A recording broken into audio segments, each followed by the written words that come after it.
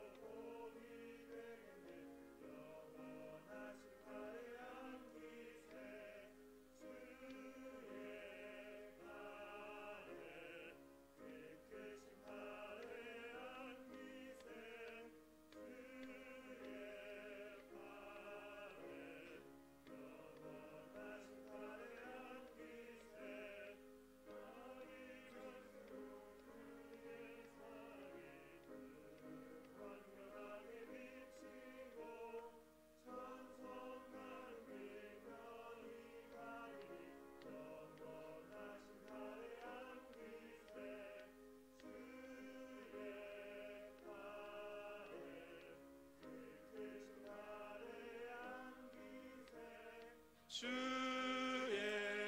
팔에 영원하신 팔에 안기세. 보좌로 나갈 때에 기뻐 찬미 소리 외치고 겁과 두려움 없어지리니 영원하신 팔에 안기세. 주의 팔에 그 크신 팔에 안기세. 주의 팔에 영원하신 팔에 안기세. 이 시간 한 주간의 삶을 돌아보며 주님 앞에 부끄러웠던 삶의 모습을 침묵으로 고백하겠습니다.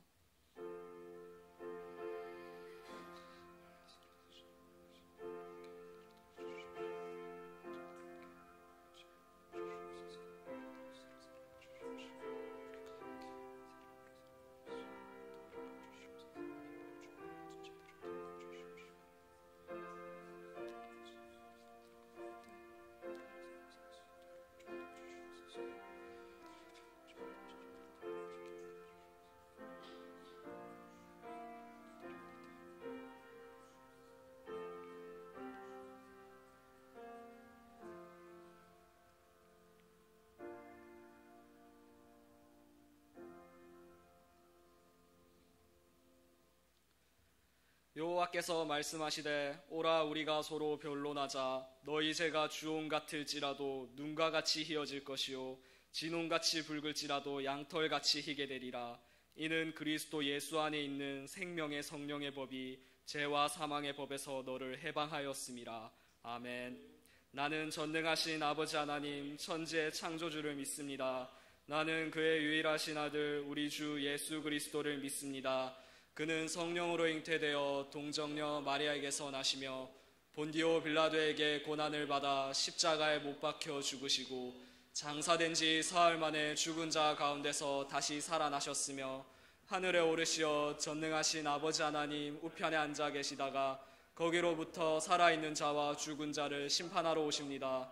나는 성령을 믿으며 거룩한 공교회와 성도의 교제와 죄를 용서받는 것과 몸의 부활과 영생을 믿습니다. 아멘. 성시교독 8번입니다. 어리석은 자는 그의 마음에 이르기를 하나님이 없다 하는도다.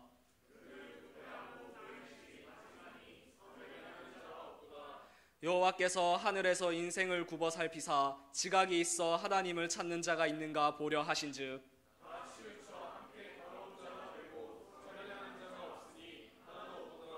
죄악을 행하는 자는 다 무지하나 그들이 떡 먹듯이 내 백성을 먹으면서 여호와를 부르지 아니하는도다.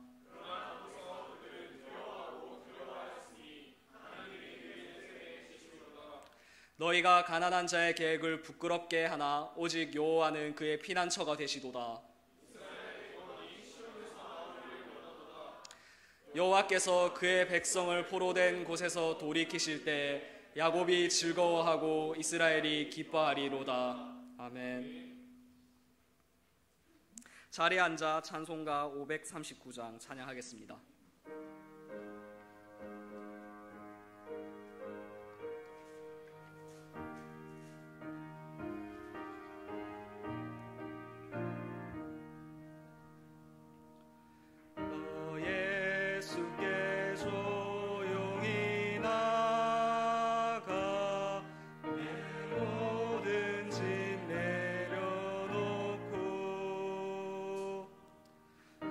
십자가 사랑을 믿어 죄사함을 너 받으라.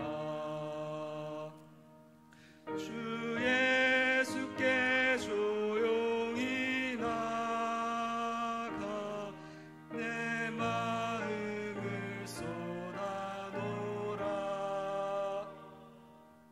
늘은 미리 보시는 주님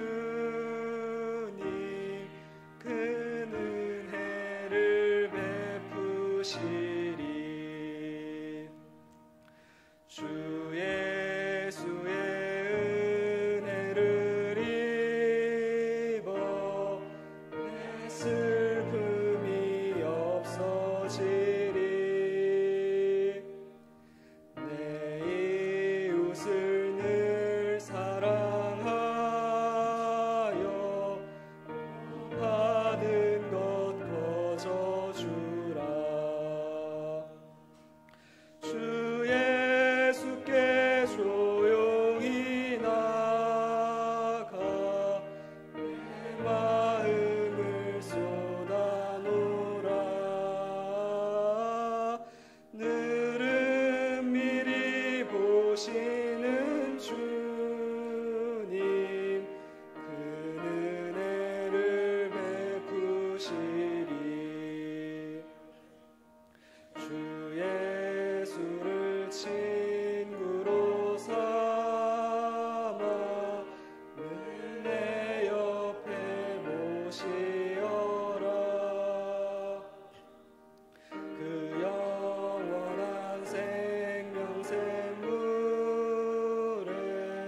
내 마른 목 죽이어라. 주 예수께 조용히 나가 내 마음을 쏟아놓으라. 늘은 미리 보시는 주님 그 은혜를 베푸시리. 너 주님과 사귀어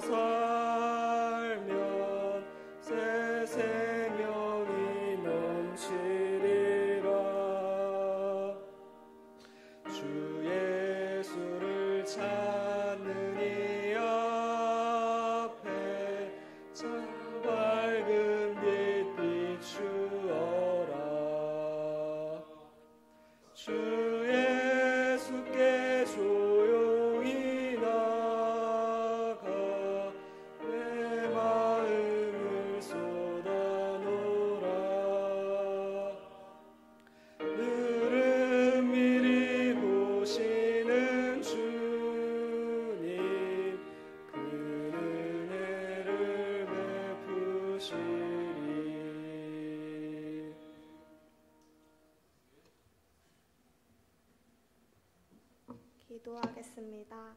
감사합니다. 주님, 저희가 주님 앞에 나와 예배 드릴 수 있게 하여 주심에 감사드립니다. 1년이 마무리되는 시점입니다.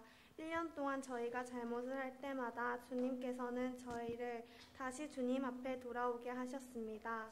내년에도 주님만을 보고 세상 유혹에 넘어가지 않고 더더욱 주님만을 바라볼 수 있는 나우수가 되게 하여 주세요. 주님의 말씀을 전해주시는 전도사님의 건강을 지켜주시고 그 말씀으로 한 주간을 살아갈 수 있는 힘을 주세요. 한 주간 죄를 지었지만 다시 주님 앞에 나와 예배 드릴 수 있게 하심에 감사드립니다. 추운 날씨에도 우리를 따뜻하게 지켜주시는 주님 감사합니다. 예수님 이름으로 기도드립니다. 아멘.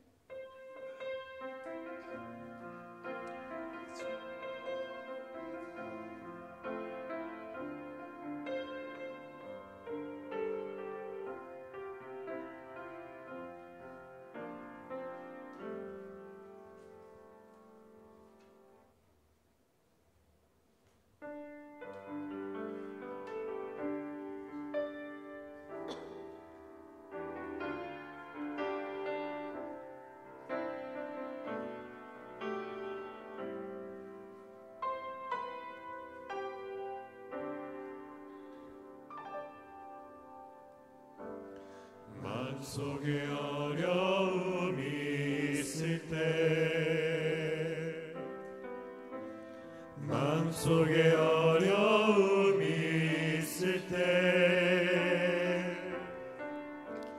마음속에 어려움이 있을 때 주님 내게 먼저 오사 내 마음을 만지고 주님 앞에 나올 수 없을 때 주님 앞에 나올 수 없을 때 주님 앞에 나올 수 없을 때 주님 날 먼저 아시네. 그럼에도 불구하고 날 사랑하시네. 내 하나님의 사랑은 나의 모든 걸 덮고 그럼에도 불구하고 날 안아주시는 내 하나님을 부를 때 아버지라 부르죠. 그럼에도 불구하고 날 사랑하시는 내 하나님의 사랑을 나의 모든 걸 덮고 그럼에도 불구하고 날 안아주시는 내 하나님을 부를 때 아버지라 부르죠. 내 하나님을 부를 때 아버지라 부르죠.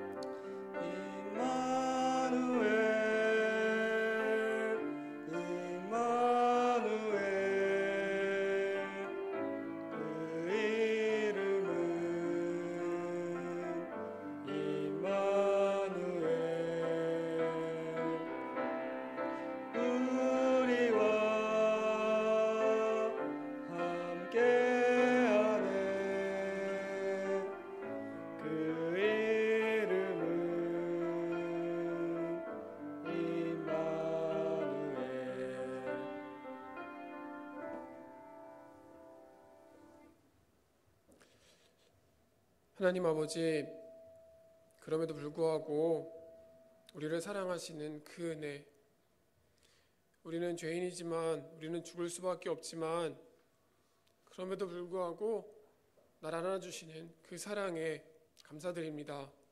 주님 내게 베풀어 주신 그 놀라운 사랑과 은혜에 오늘도 주님 앞에 온전히 나올 수 있었습니다.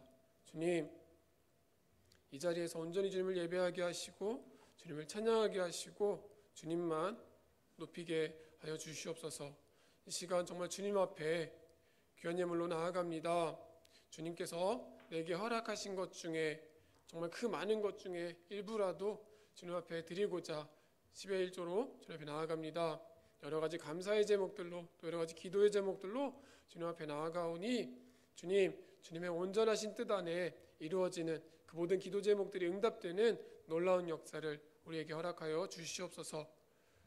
혹 가난하여 부족하여 드리고 싶지만 드리지 못한 손길이 있다면 그 손길 위에도 동일한 은총을 베풀어 주시옵소서. 감사드리며 이 모든 말씀 거룩하신 예수님의 이름으로 봉헌 기도 드립니다. 주여 이 예물을 주님께 바치니 받으시옵소서.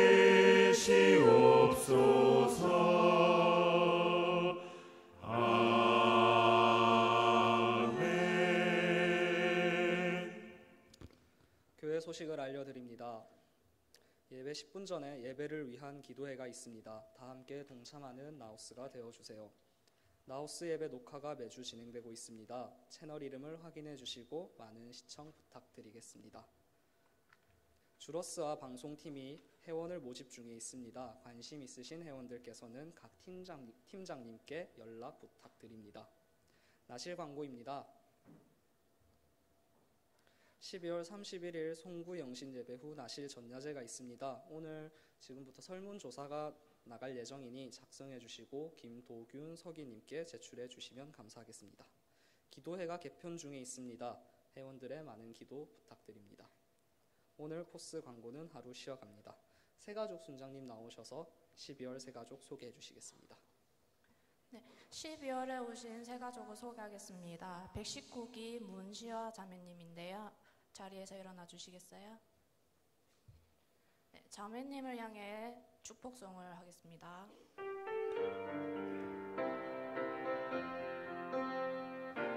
자매의 모습 속에 보이는 하나님 영광 아름다워라.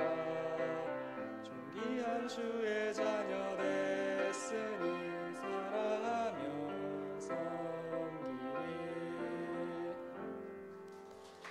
찬양합니다.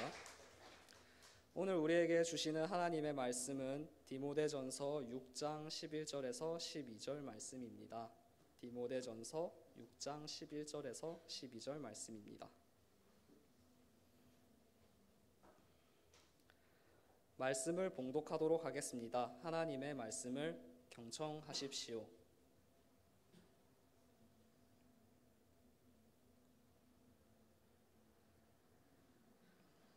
오직 너 하나님의 사람아, 이것들을 피하고 의와 경건과 믿음과 사랑과 인내와 온유를 따르며 믿음의 선한 싸움을 싸우라. 영생을 취하라. 이를 위하여 내가 부르심을 받았고 많은 증인 앞에서 선한 증언을 하였도다.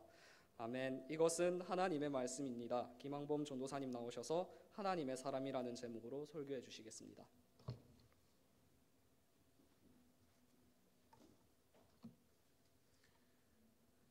잠깐 기도하겠습니다.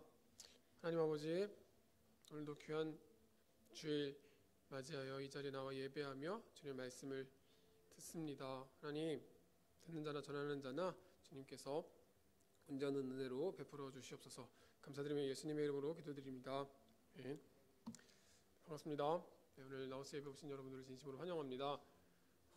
12월 29일입니다.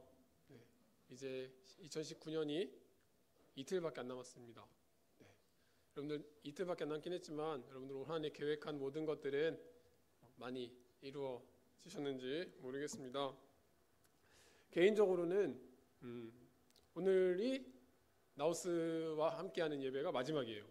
네, 마시는 다 아시겠지만 제가 2017년에 안락교회 와서 2018년부터 나우스 협력으로 있다가 올해 나시를 담당하게 됐습니다.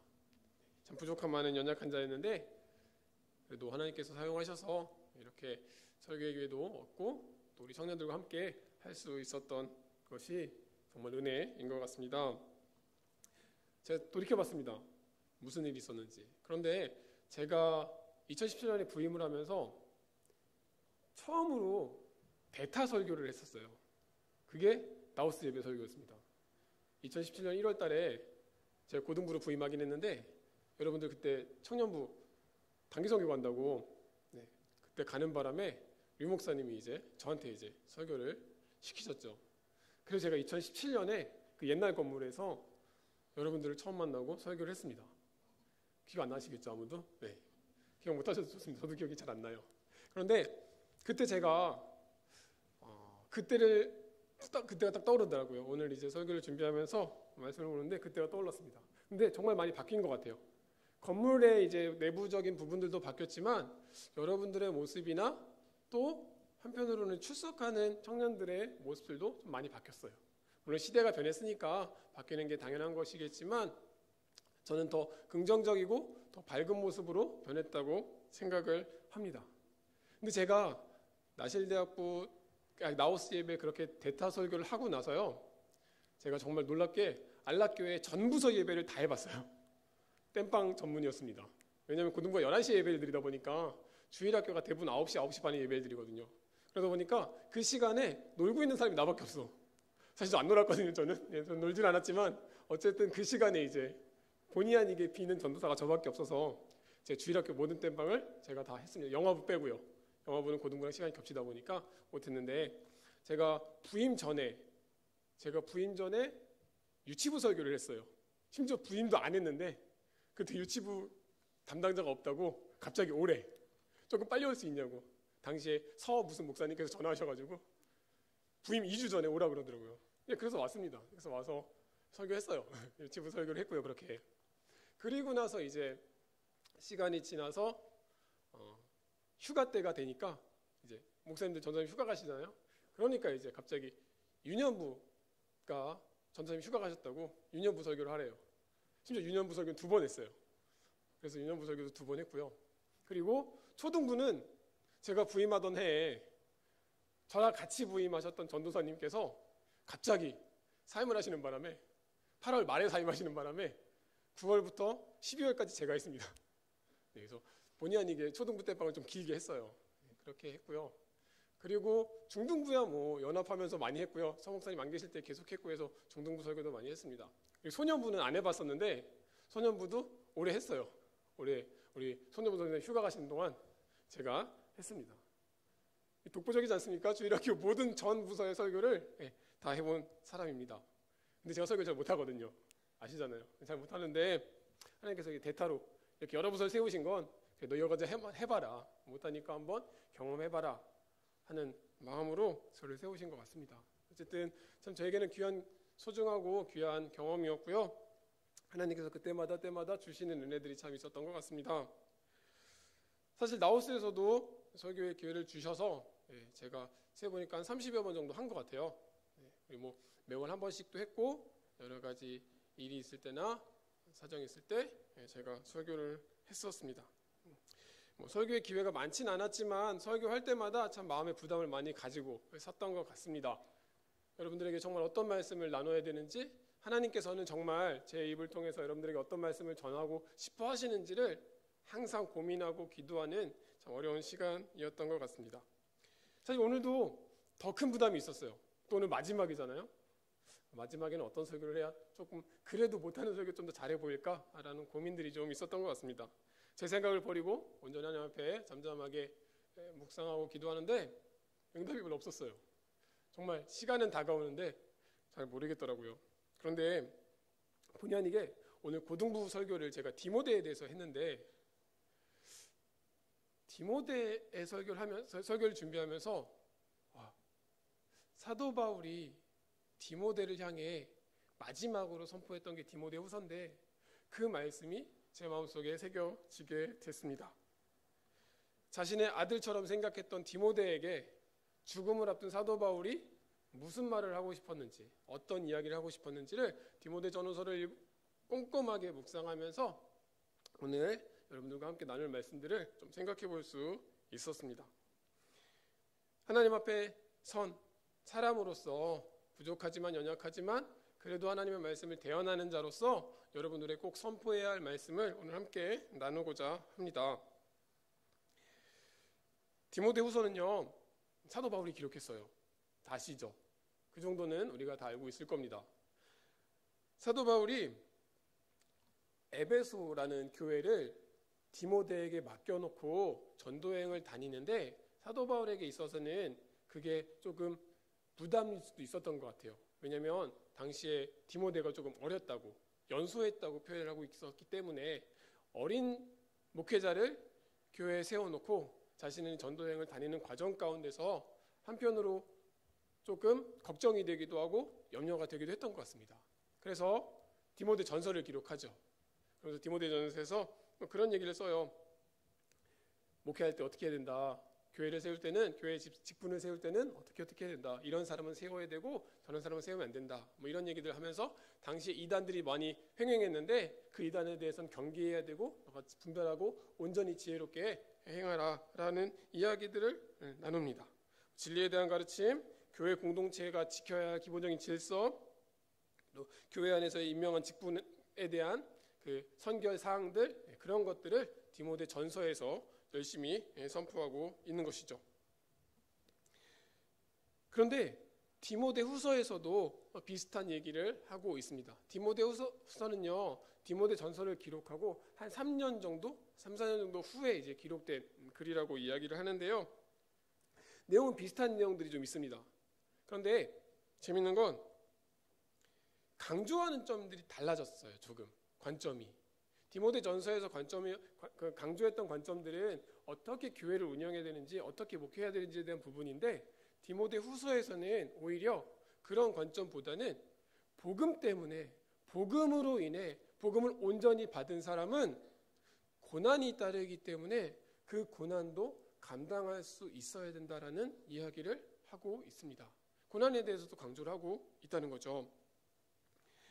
그가 어떻게 이렇게 변하게 됐는지 그 과정을 디모데후서 4장에 보면은 조금이라도 알 수 있습니다. 왜냐하면 디모데후서 4장 6절에서 7절에 보니까 제가 표준세 번역으로 한번 읽어드리겠습니다. 나는 이미 부어드리는 제물로 피를 흘릴 때가 되었고 세상을 떠날 때가 되었습니다. 나는 선한 싸움을 다 싸우고 달려갈 길을 마치고 믿음을 지켰습니다. 라고 고백을 합니다. 여러분들 그 간절함이 느껴지나요?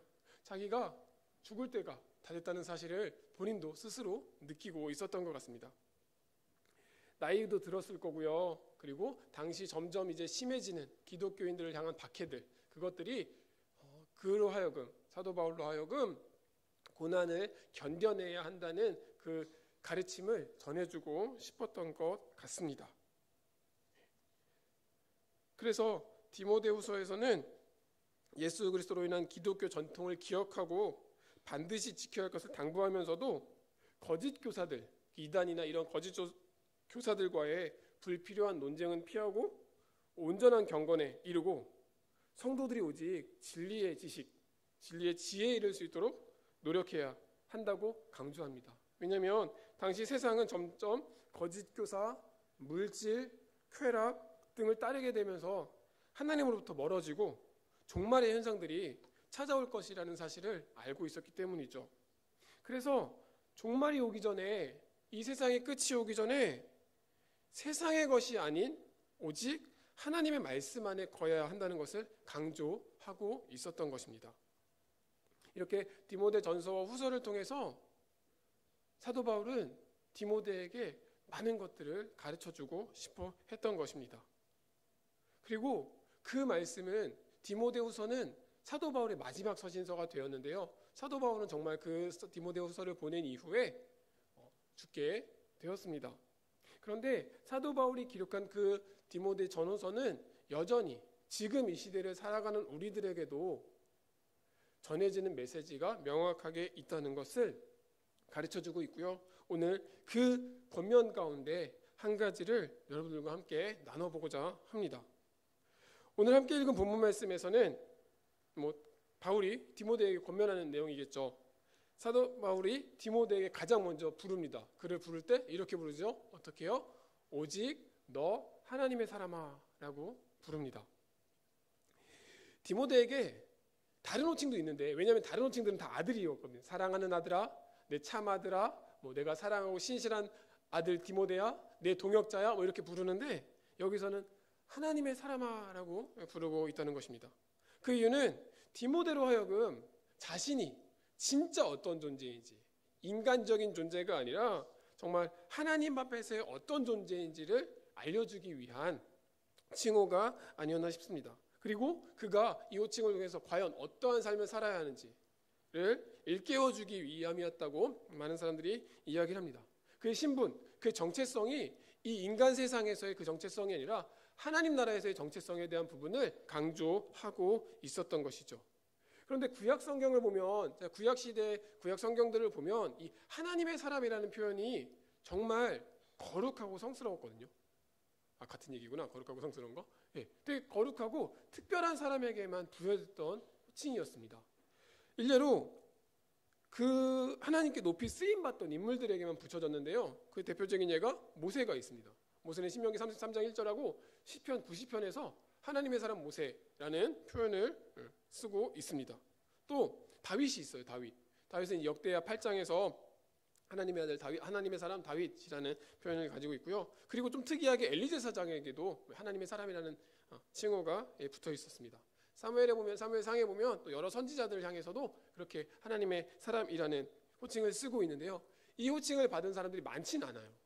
그런데 신약에 오면서, 이 호칭이 신약 시대에 오면서 어떤 특정한 사람에게 국한되어 붙여지는 호칭이 아니라 하나님으로부터 사랑받고 또 그분의 명하신 선교의 사명을 부여받은 사람들, 그런 사람들에게 붙여진 이름이 되었습니다. 그래서 신약 성경에서 잘 찾아보면 하나님의 사람이라는 이름들이 종종 나오긴 해요. 그러나 이 이야기를 성경에 명확하게 이렇게 다른 사람들에게 붙일 수 있다는 것을 성경에서 이제 근거로 하는 말씀이 바로 베드로 전서에 있는데요. 베드로전서 2장에 이런 말씀이 있죠. 제가 표준세 번역으로 읽겠습니다. 베드로전서 2장 9절에서 10절입니다. 그러나 여러분은 택하심을 받은 족속이요, 왕과 같은 제사장들이요, 거룩한 민족이요, 하나님의 소유가 된 백성입니다. 그래서 여러분을 어둠에서 불러내 자기의 놀라운 빛 가운데로 인도하신 분의 업적을 여러분이 선포하는 것입니다. 여러분이 전에는 하나님의 백성이 아니었으나 지금은 하나님의 백성이요, 전에는 자비를 입지 못한 사람이었으나 지금은 자비를 입은 사람입니다 라고 고백을 하죠.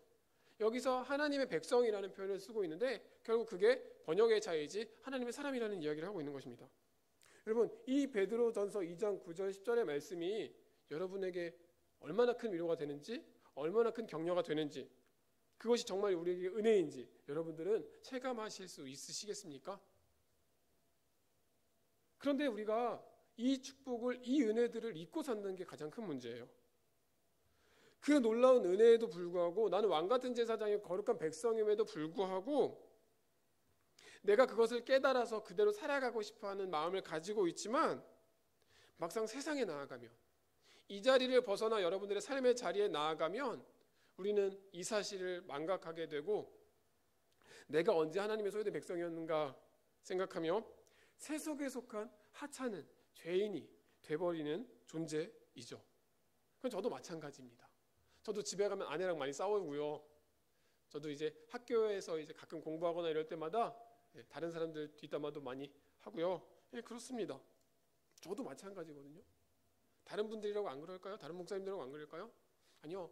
그거는 어쩔 수 없는 것 같아요. 다만 그것을 얼마나 스스로 제어하고 하나님의 영성을 통해서 표현하지 않느냐가 중요한 것 같습니다. 어쨌든 사도 바울이 봤을 때는요, 디모데도 마찬가지 그런 존재였고 스스로도 본인 자신도 사실 그런 존재였다는 사실을 알고 있었기 때문에 그가 오랜 세월 하나님의 말씀을 선포하며 전파하며 가르치며 깨닫고 체득한 사실이었기 때문에 그 사실을 디모데에게도 가르쳐 주고 싶었던 것입니다.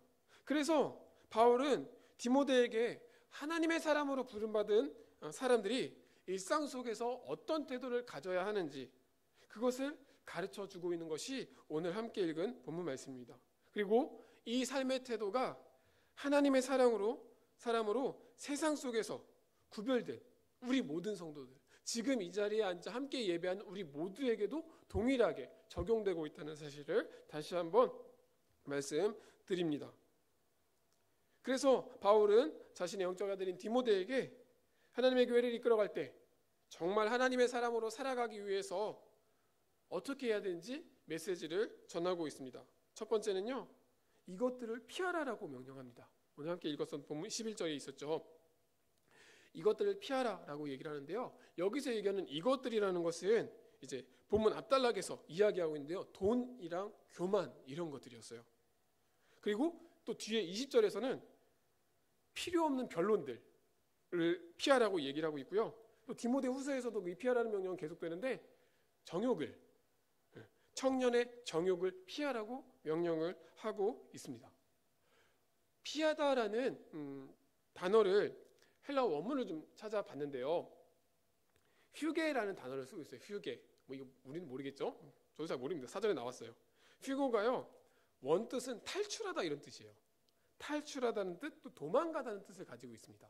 그러니까 우리는 피하다라고 번역을 했지만 이 원뜻은 어떤 대상으로부터 탈출하거나 도망가야 되는 의미가 부여되어 있어가지고 그 어떤 것으로부터 강력하게 벗어나는 것을 의미하는 단어입니다.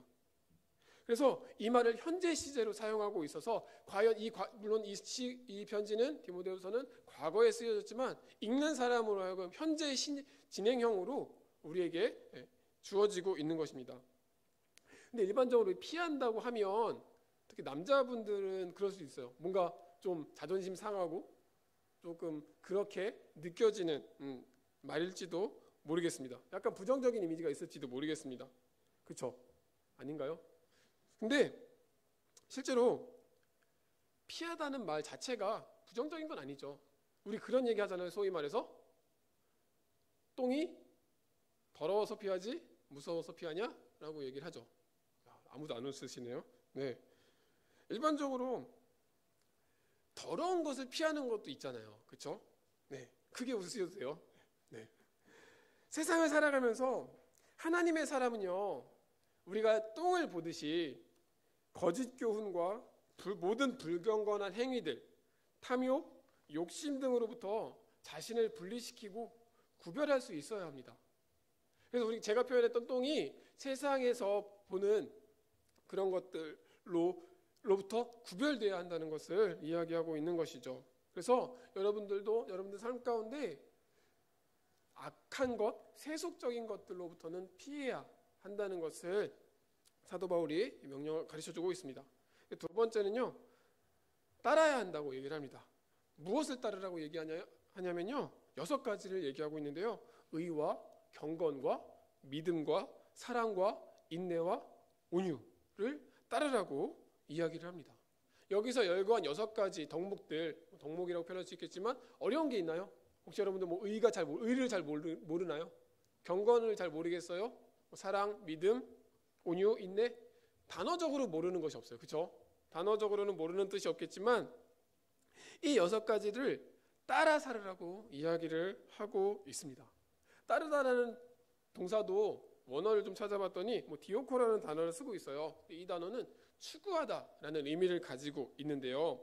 결국 우리는 의와 올바른 것이죠. 경건과 거룩함이죠. 믿음과 내가 하나님을 향한 믿음인 거죠. 사랑, 말로 할 것도 없고요. 인내, 오래 참는 것. 온유, 내 안에 부드러움과 강한 것으로부터 조절할 수 있는 그 능력, 그것을 우리가 온전히 추구함으로써 내 삶 가운데 내가 그걸 따름으로써 하나님의 사람으로 나아갈 수 있다고 이야기하고 있습니다. 우리는 세상 살아가면서 다 행복을 추구하고 있어요. 그렇죠? 우리는 다 행복해지고 싶어 합니다. 그래서 여러분들 노력하는 것이고요. 그래서 돈도 많이 벌려고 하는 것이죠. 그런데 이 행복을요, 누구나 갖지는 못하는 것 같습니다. 그렇지 않습니까? 내 의지와는 상관없는 많은 환경들 때문에 내가 추구하고자 하는 이 목표대로 나아가지 못할 때가 있다는 것이죠. 그래서 여기서 말하는 바울이 6가지 덕목도 비슷한 겁니다. 우리가 추구하고자 하지만 우리가 그것을 온전히 따르기가 쉽지 않은 그런 상황들이 우리 안에 있다는 것이죠. 그러나 오직 하나님으로부터 오는 온전한 은혜와 평안이 있다면 우리는 이 덕목들을 향해 나아갈 수 있다는 것. 그리고 그것을 통해 나아갈 때 진정한 참 행복을 누릴 수 있게 될 것입니다. 세 번째는요, 하나님의 사람은 싸워야 한다고 얘기합니다. 싸우다. 조금 더 센 것 같죠? 헬라어는 아고니주라는 동사를 쓰고 있는데요. 시합하다라는 뜻이래요. 시합하다, 시합에서 이기기 위해서 애쓰다, 뭐 이런 뜻을 가지고 있는데 이게 한국어 번역에 싸우다라고 표현을 하고 있는 것입니다. 바울은 이 단어를 사용하면서 모든 성도들이 참여하는 영적인 싸움을 묘사를 하고 있는 거예요. 선한 싸움을 싸우라고 얘기를 하거든요.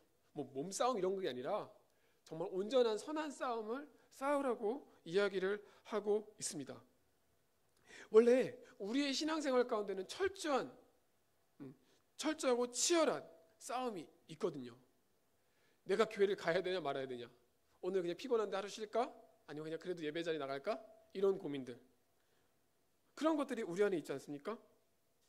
그리스도인들은 자신들의 이익을 위해서 혈기를 부리거나 막 내 감정을 폭발시키는 것 대신에 하나님께서 마련해 주신 영원한 상을 위해서 사단이 제공하는 모든 불의, 이단, 거짓 교훈, 정욕, 시기, 음란, 악함, 분노 등 그 모든 것들과 싸우며 인내해야 한다고 이야기하고 있는 것입니다.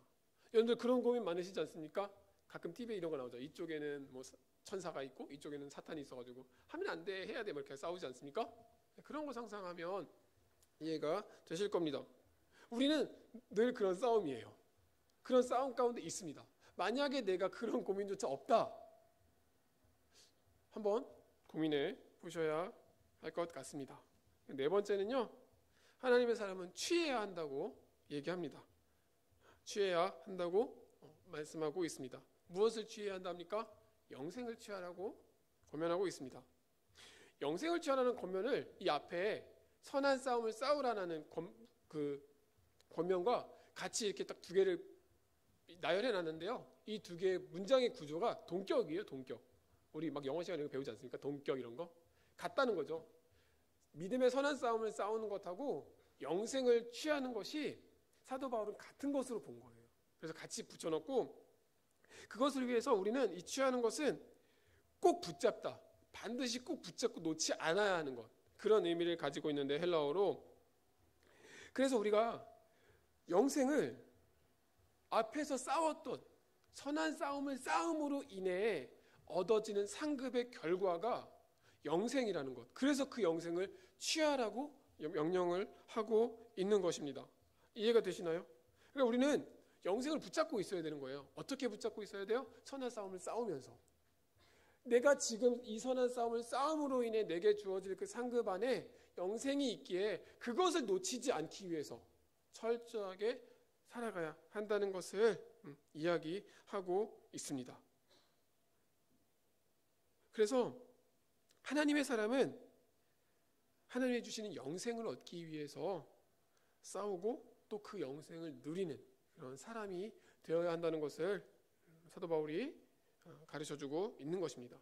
그리고 오늘 읽지 않았지만요, 14절에는 한 가지 더 명령하고 있습니다. 그것이 어떤 명령이었냐? 14절에 보니까 이 모든 명령을 지켜야 한다라는 것입니다.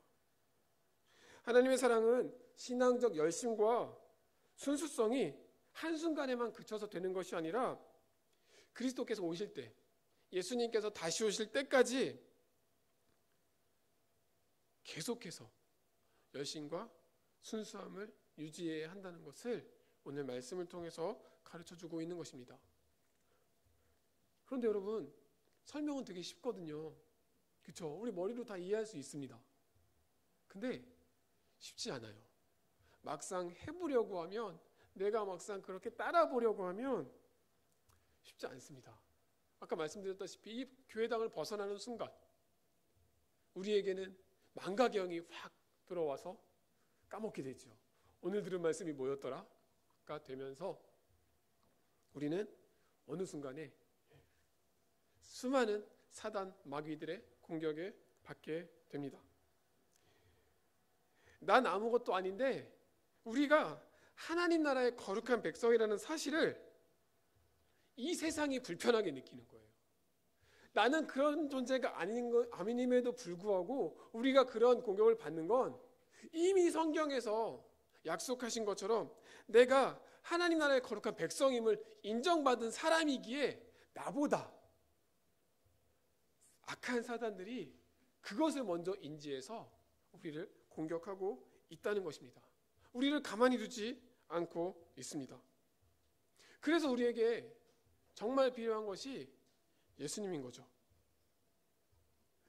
사도 바울 자신도 그렇게 핍박자, 박해자여서 예수님을 만나 회심해서 전도자가 될 수 있었던 건 예수 그리스도 때문이었다는 사실을 명확하게 알고 있었기에 그 경험을 바탕으로 디모데에게도 또 이 시대 모든 사도 성도들에게도 유언처럼 가르쳐 주고 있는 것입니다.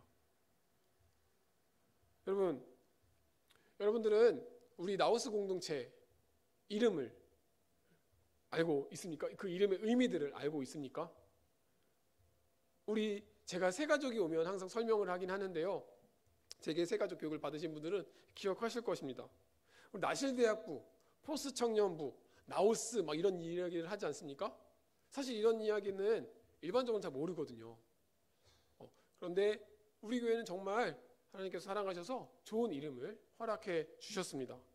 아는 사람도 있겠지만 제가 복습하는 의미에서 한 번 더 나누고 싶습니다. 먼저 나실대학부, 나실이라는 그냥 대학부면 대학부지 나실이라는 이름이 붙었어요. 그렇죠? 나실. 성경에서 들어본 적 있습니까? 히브리어로 나지르라는 단어를 사용하고 있는데요. 이 단어의 뜻이 거룩하게 구별된이라는 뜻입니다. 그래서 민수기 6장에 보면 나실인에 대한 규정을 막 해요. 그래서 나실인은 뭐 머리에 삭돌대서는 안 되고 포도주 마셔도 안 되고 뭐 피를 만져도 안 되고 뭐 그런 얘기들 나오거든요. 해서 안 된다는 얘기를 막 하지만 그들이 왜 그런 일들을 해서는 안 되냐 하면 구별된 사람들이기 때문에 다른 사람들이기 때문에 그렇게 하면 안 된다는 이야기를 하는 겁니다. 그래서 우리가 대학부의 이름을 나실이라고 한 것은요. 대학부에 올라오면 대부분 이제 미성년자에서 성년으로 가는 과정이잖아요. 그렇죠? 그러니까 여러분 우리 고등부애들 가끔 민증 나오면 막 제일 먼저 술집 가고 이러더라고요. 어쨌든 그런 과정, 고등학교라는 공교육의 울타리에서 벗어나 이제 내가 마음대로 할 수 있는, 내가 선택할 수 있는 권리들을 누리기 위한 그 과정들인데요.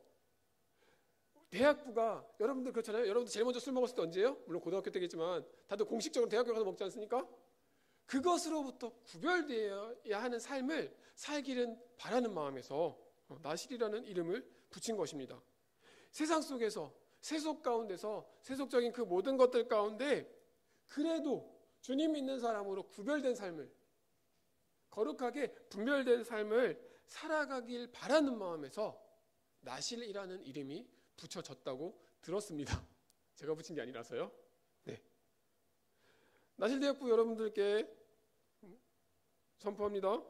여러분들은 정말 거룩하게 구별된 하나님의 사람으로서 오늘 사도 바울이 디모데를 향한 권면하는 이 메시지를 반드시 기억하시기 바랍니다.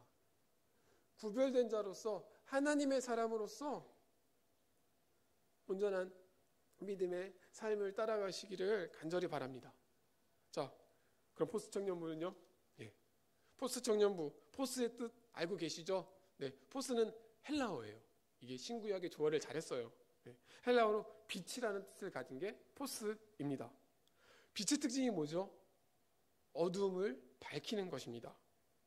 우리 하나님께서 태초에 천지를 창조하실 때 제일 먼저 창조하신 게 빛이었습니다. 왜?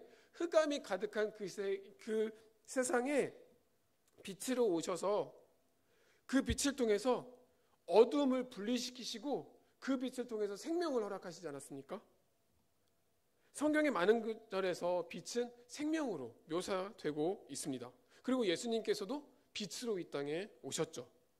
그래서 예수님이 세상의 참빛이시고 세상의 빛이심을 선포하셨습니다. 그래서 포스 청년부에 그 포스를 따른 뜻을 붙인 이유는 세상 속에 살아가는 우리 정말 그 암흑의 시대를 살아가는 우리 청년들, 우리 사회 속에 살아가는 청년들에게 이렇게 그리스도의 빛을 따라 살아갈 수 있길 바라는 마음에서 포스 청년부라는 이름을 붙인 걸로 알고 있습니다. 틀리면 말씀해 주세요, 나중에. 네. 포스 청년부 여러분들께 권면합니다. 여러분들은 어두운 세상 속에서 그리스도의 사랑으로 세상을 밝힐 수 있는 하나님의 사람들입니다. 그 사실을 기억하시기 바랍니다. 자, 하나 남았죠. 나우스. 나실대학부와 포스 청년부를 연합을 통해서 우리는 나우스라는 이름을 사용하고 있습니다. 나우스 공동체, 이런 얘기를 많이 하죠. 네. 나우스의 의미를 알고 계십니까? 나우스는요, 헬라어예요. 역시 성전이라는 뜻을 가지고 있습니다. 성전. 사실 성경에 성전이라는 의미가 이 나우스라는 이름도 있고 히에론이라는 단어도 있거든요. 근데 뭐 두 개 다 비슷비슷하게 쓰고요. 나우스는 가끔 집이라는 단어로 의미로도 쓰여요. 네, 집. 뭐 집이나 성전을 의미하는데요. 자, 성전이라는 뜻을 가지고 있는 나우스. 자, 그럼 여러분들 성전이 어떤 곳인지를 알아야 되지 않겠습니까? 성전은 어떤 곳입니까? 하나님이 거하시는 곳이었어요. 그래서 구약 시대에는 성전이 없었고 성막으로부터 시작하죠. 제단 쌓아놓고 거기서 예배하다가 성막을 지어서 성막에서 예배하고 하나님 앞에 제사 드리다가 솔로몬 때 다윗이 태평성대를 이루면서 하나님의 집을 짓기 위해 성전을 건축하고 솔로몬이 건축하죠. 그 솔로몬이 건축한 성전에서 구약 시대에 계속 예배를 드리게 되었습니다. 그런데 그 성전, 사람이 지은 성전이 오래 갈 수 있을까요? 오래 가지 않아요. 언젠가 무너집니다. 회파되고 무너지죠.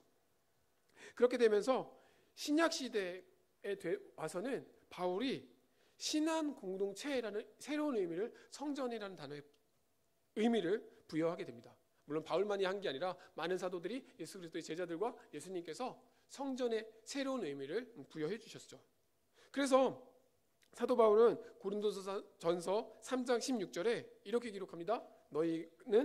너희가 하나님의 성전인 것과 하나님의 성령이 너희 안에 계시는 것을 알지 못하느냐라고 권면하고 있습니다.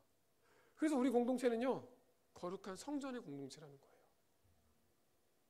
여러분들은 나실과 포스가 하나로 연합했을 때 이 거룩한 성전이 되어서 하나님을 온전히 예배하고 하나님을 함께 높이는 공동체가 된다는 것입니다.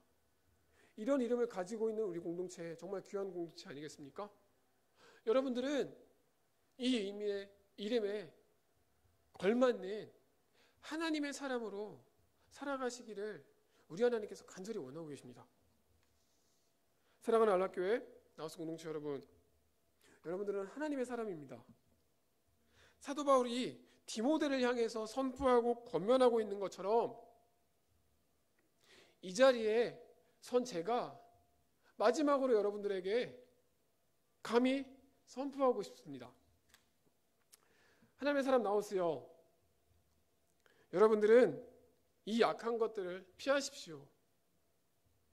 의와 경건과 믿음과 사랑과 인내와 온유를 따르고 추구하십시오. 믿음의 선한 싸움을 싸우십시오. 그리고 영생을 얻으십시오. 하나님께서는 영생을 얻게 하시려고 여러분들을 이 자리에 부르셨습니다. 이제 여러분들은 세상 속에서 여러분들의 삶의 자리에서 이 믿음을 고백하고 전할 수 있어야 합니다. 나우스 여러분들은 우리 주 예수 그리스도께서 나타나실 때까지 그 계명을 지켜서 흠도 없고 책망받을 것도 없는 사람이 되십시오. 쉽지 않겠지만 그런 삶을 살아내시길 소원합니다. 정한 때가 오면요, 우리가 알지 못하는 그 때가 오면 하나님께서 여러분들을 통해서 주님의 나타나심을 보여주실 것입니다. 하나님은 찬양받기 합당하신 분이십니다. 오직 한 분이신 통치자이시고 만왕의 왕이시며 만주의 주이십니다. 오직 그분께만 소망이 있음을 기억하십시오. 모든 존귀와 영광과 주권을 하나님께 돌립니다. 아멘. 이 말씀은요, 제가 선포했지만 오늘 함께 읽었었던 디모데후서 6장 11절에서 16절까지에 있는 말씀을 표준세 번역과 저의 개인적인 사역이 좀 들어가서 여러분들에게 감히 선포했습니다. 사랑하는 나우스 공동체 여러분, 그런 삶을 살아내시기를 소원합니다. 쉽지 않지만 예수 그리스도를 기억하며 올 한 해 마무리하시고 새롭게 시작될 2020년 다시 이 마음으로 살아가시는 저와 여러분들이 되시기를 우리 하나님께서 간절히 원하고 계십니다. 기도하겠습니다. 하나님 아버지, 감사합니다. 부족한 종을 세우시고 함께 주님의 말씀을 나눌 수 있게 하셔서 감사합니다. 주님께서 세우신 안락교회 나우스 공동체, 정말 하나님의 귀한 성전으로 이 공동체를 통해서 함께 예배하고 함께 하나님의 사람으로 성장해 나가기를 소원합니다. 특별히 하나님 나실대학부를 기억하셔서 우리 대학생들 또 사회초년생들이 세상 가운데 구별된 삶을 살아내므로 하나님의 사람으로 더욱더 성장해 나가기를 간절히 원합니다. 특별히 우리 포스청년부를 기억하시고 이들이 사회 가운데, 세상 가운데 빛으로 오신 예수 그리스도를 본받아 세상의 빛으로 소금으로 그 역할들을 감당해낼 수 있도록 주님 우리에게 능력을 베풀어 주시옵소서. 주님을 찬양합니다.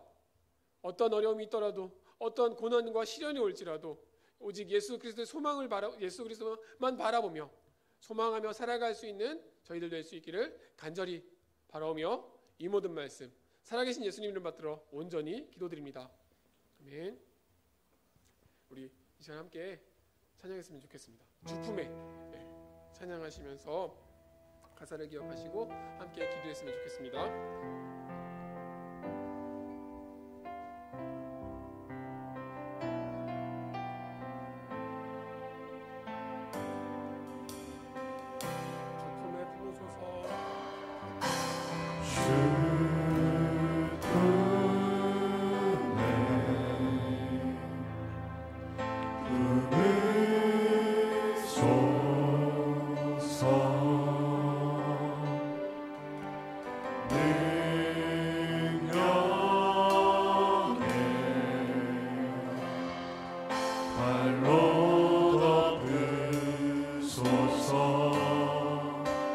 거친 파도가 향해 와도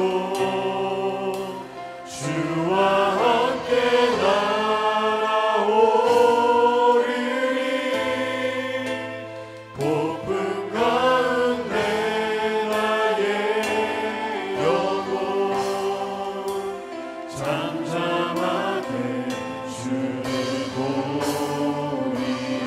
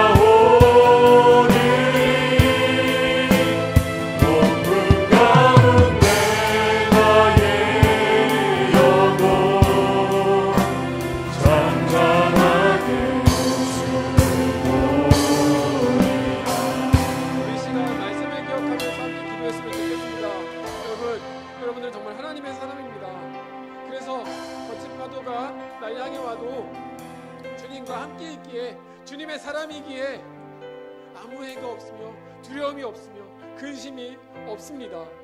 이 사실이 진정으로 여러분들 가슴 가운데 깊이 새겨지기를 소원합니다.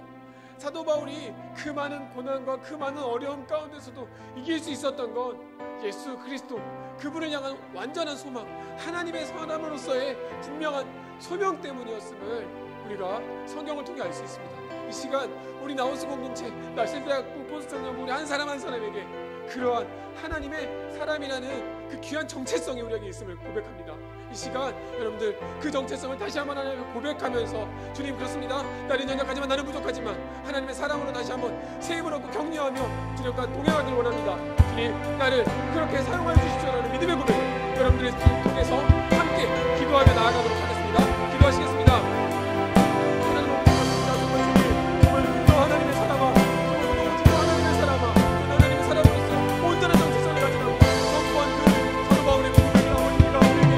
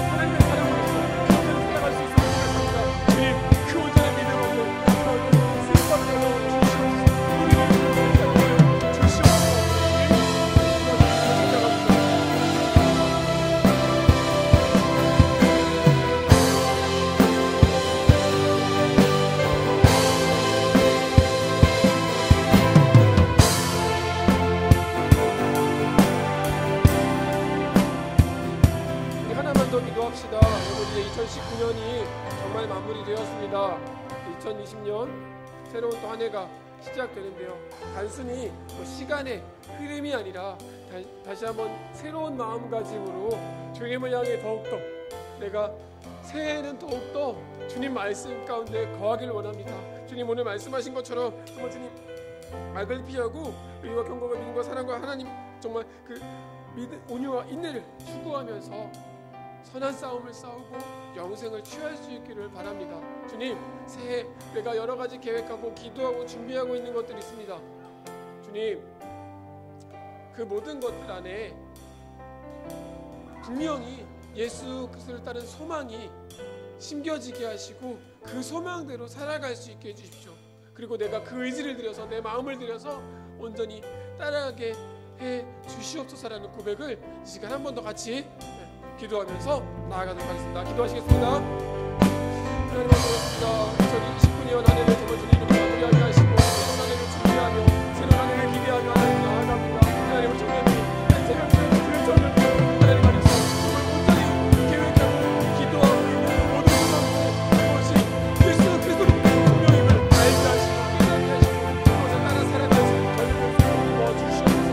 하나님의 선하신 인자신 하나님께서 하나님께 전하는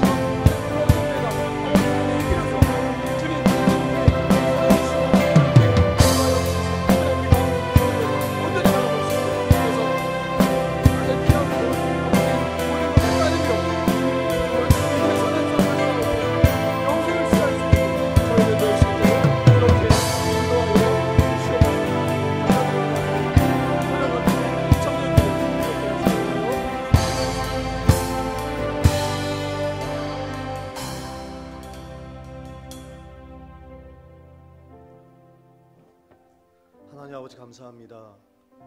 하나님의 사람이라는 제목으로 하나님의 말씀을 듣게 하여 주시니 감사합니다.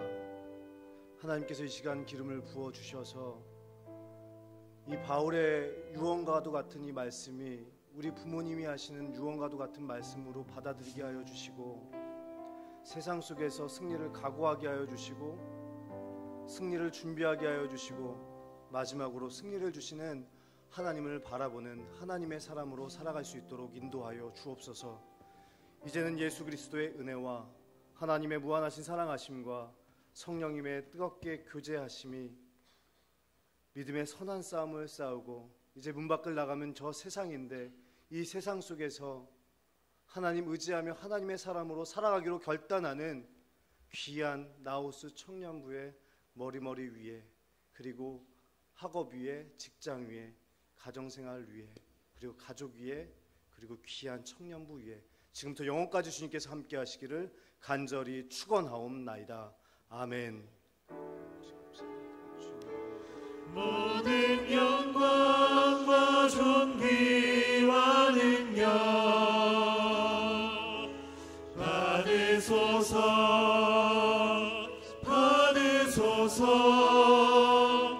그리스도 살아계신 하나님.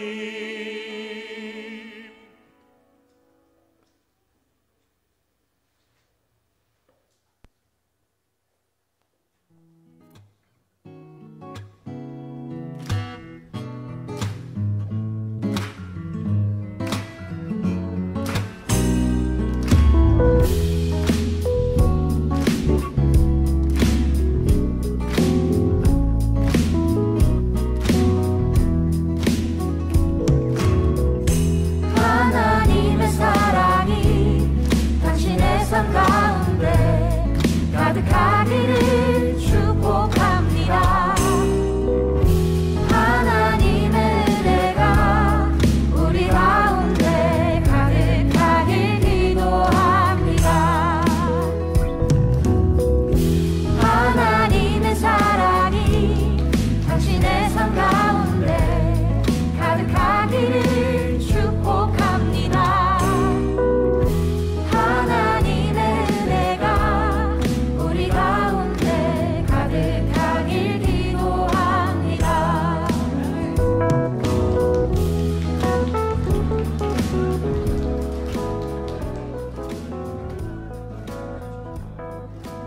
네, 자, 감사드리고요. 이제 마지막 모임이죠. 오늘 수모임 올해 마지막 모임을 알고 있는데 우리 수모임 각 공동체별로 지정된 장소에서 자리해 주시면 되겠습니다. 네, 감사합니다. 수모임 해주세요. 하나님의 사랑이 당신의 삶 가운데 가득하기를